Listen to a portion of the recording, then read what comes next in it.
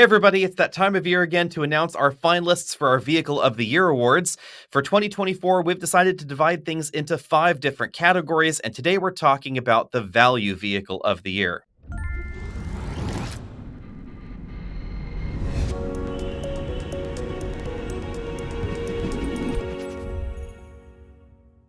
So Travis, tell us, what are our finalists for the 2024 Value Car of the Year award?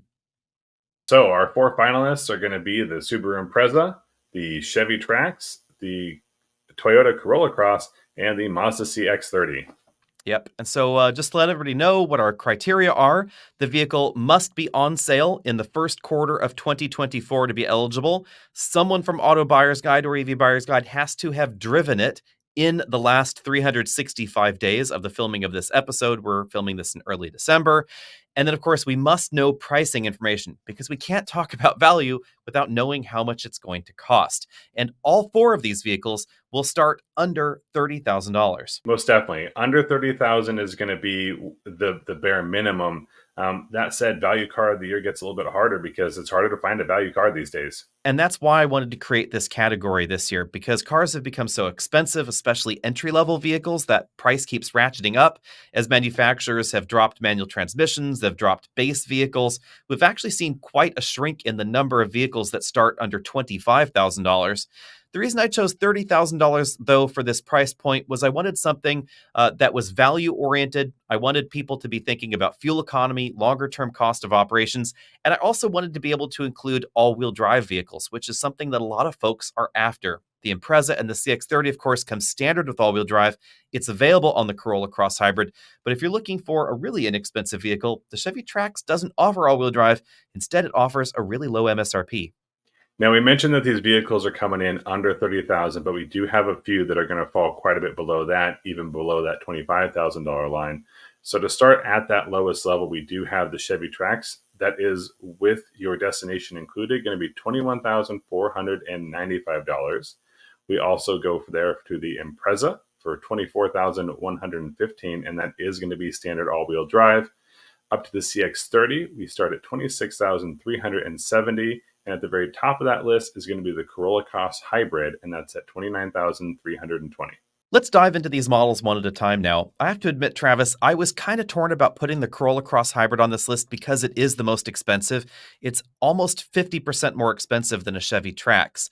I will say it's probably going to be the most reliable option here. By the latest Consumer Reports data, Toyota hybrids are the most reliable drivetrains in the US. I have no reason to dispute that. The Chevy Trax has a relatively well-known inline 3-cylinder engine and a 6-speed automatic transmission. So if you don't like CVTs, don't worry, you won't find one in this generation of the Trax.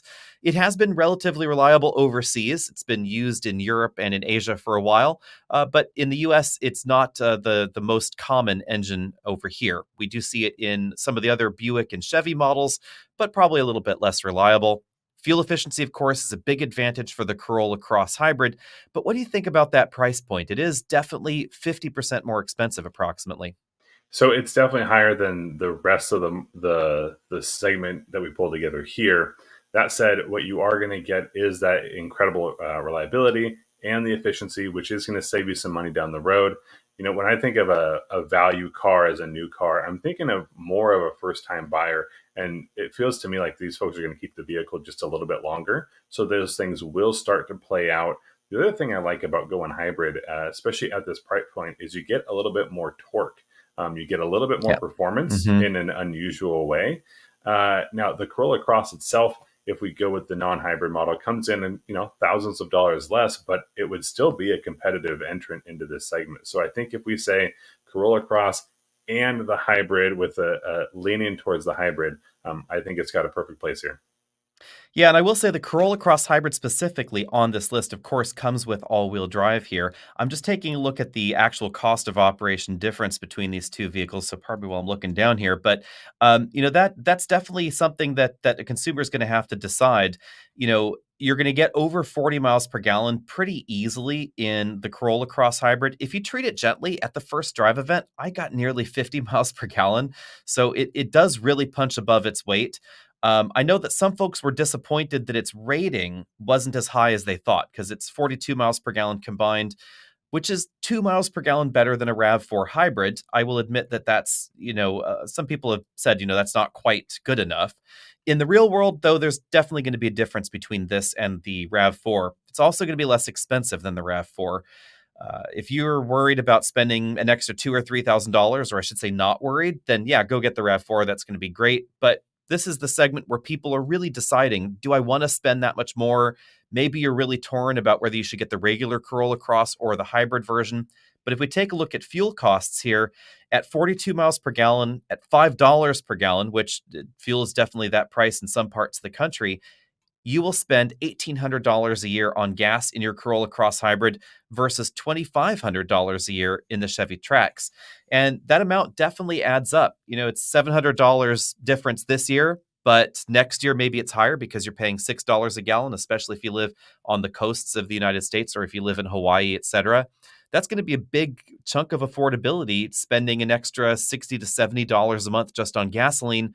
I think some people, if you can qualify for the loan, you may be better off spending $50 to $60 a month more on the Corolla than on some of these other options, especially something less efficient like a Mazda CX-30, especially. Right. And we're including this in the value category. And so all of these are value picks in our mind. And with the hybrid, you're getting a little more performance. You're getting the all-wheel drive. Most of these, that model is going to come with good standard equipment as well. So even if you're just getting that base hybrid, there's a lot that comes with it. And I would rather spend the money on the car payment than the consumable like gasoline, if at all possible.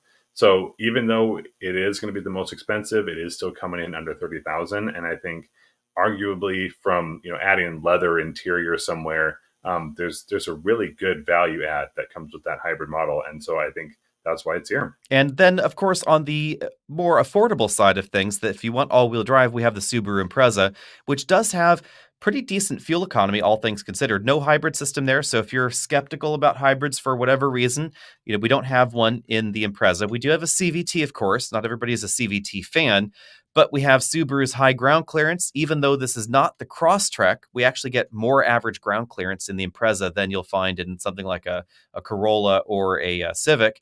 And now we have a hatchback standard because there's no regular sedan version of the Impreza. So it's actually become quite a bit more practical. It's essentially the less expensive, sleeker looking Crosstrek for, a few $1,000s less.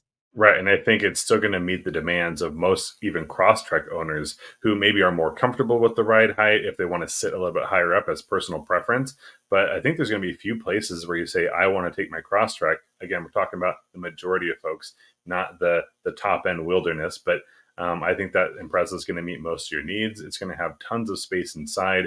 Subaru is the company for the dog owner. And so there's plenty of room in the back for the dogs at a very low price. Again, all things considered, without being a full crossover. So if you don't want to have to sit up higher, if you have, let's just say, the elderly dog, or you're loading a lot of stuff in and out on a regular basis, that load floor is going to be a little bit lower. And while it may not have the most equipment, it may not have all the niceties, you still get a lot of vehicle for that price. Yeah, you do. You get all of Subaru's latest active safety software on that. The camera, the EyeSight camera system, etc., comes standard on the Impreza, just like it does on the Crosstrek. Really, all you're missing is a little bit of ground clearance and some body cladding. Conversely, if you're not a fan of how much body cladding there is on a Crosstrek, then the Impreza is also another place to go. I would say if you live in an area that gets snow, if you're worried about winter traction, you want decent fuel economy, definitely take a look at this. If you want to go a little further off the beaten path, if you're an avid mountain biker and you're constantly finding yourself going down trails, maybe you want the extra ground clearance and security in the Crosstrek. And what we don't get on the Trax is the all-wheel drive. It's going to be a Yes. front-wheel drive, but there's a benefit to that front-wheel drive, which is going to be some more interior volume. So worth Yeah. mentioning there. Yep, that's definitely true. And of course, the traditional automatic transmission rather than a CVT. Now, if you want a Chevy and you like kind of the look of the Trax, you could get a Trailblazer because that will have all-wheel drive and it will have a 9-speed automatic transmission with that all-wheel drive system. But be prepared to pay quite a bit more because it is up towards the $30,000 mark, basically, once you've comparably equipped it. Yeah, and when it comes down to features, the feature set is going to be pretty similar. So we're talking about value, and for someone like myself who doesn't feel like they need all-wheel drive, I don't prefer a higher seating position. I look at the Trax as a really great value. And it is surprisingly fun to drive. That is the thing that I absolutely had not expected. You floor it, you get a little bit of wheel spin. It's the only model in this category that's going to peel out. It has decent fuel economy and strangely wide tires. If you take a look at the average trim and the top end trim as well, it gets 30 miles per gallon. But if you get the top end trims, you actually get 245 with tires in a vehicle that weighs really, really little. It's the lightest curb weight vehicle in this category. So it is a surprising amount of fun out on a winding mountain road. Yeah, and in end of 23 and stepping into 24, less expensive vehicles are harder to find. The market is shifting towards a higher profit margin, and so that's why we see more of these expensive vehicles out there. But we've pulled together a list of what I think are some really great value vehicles, and it's great to see even just the range that shows up here. But we've saved the most luxurious for last, and that would be the Mazda CX-30.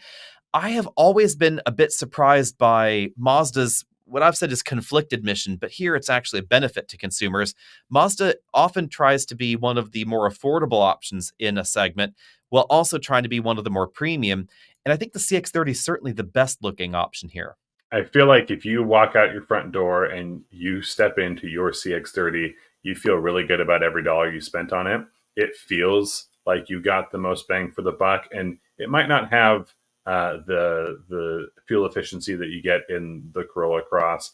It may not have all the features that you could have paid less for in something like the Trax, but you hop in and you feel really good about what you purchased. And I think Mazda owners can share their feelings on that as well. But the CX-30 is a great little package. Again, most of these are a little package, all things considered these days. But it's a upright hatchback. It's got room for friends. It feels like maybe like a young professional car. It is going to start a little bit higher price, but again, there's a lot to offer there. Yeah, and I would say that all four of these options are definitely going to be just fine for people that have, families with older children that maybe just need a booster seat or adults in the back. They're all going to be fine on that front. If you do need, however, to put, younger children in vehicles where you're worried about a rear-facing child seat or an infant seat, etc., then something like the Trax is probably going to be the better option. Most of these options have relatively limited legroom in the back, but decent headroom thanks to them all being hatchbacks. That is kind of the interesting thing, too, is that these are all actually hatches. There is no Chevy sedan in this category anymore. We, of course, have the Corolla, but it's not on this list because the Corolla Cross is just simply a better vehicle. We do have the Mazda 3, of course, but for most folks, the CX-30 is actually going to be, I think, the more practical vehicle. It's certainly going to be more family-friendly for the rear passengers, more headroom in the back. It's going to be more spacious for cargo, etc. And that's essentially why all four of these are hatches. So let us know what you think about that down there in the comment section. Let us know which of these four you think should win the Value Car of the Year award, and then we will let you know what we think once we have actually made our decisions a little bit later in the year. So be sure and stay tuned for that video coming up soon. And then, of course, the rest of our Car of the Year, Vehicle of the Year awards coming up soon in the truck, the SUV, the EV category, etc. We're definitely going to be talking about more expensive vehicles than the four you see here, however. See all of you later.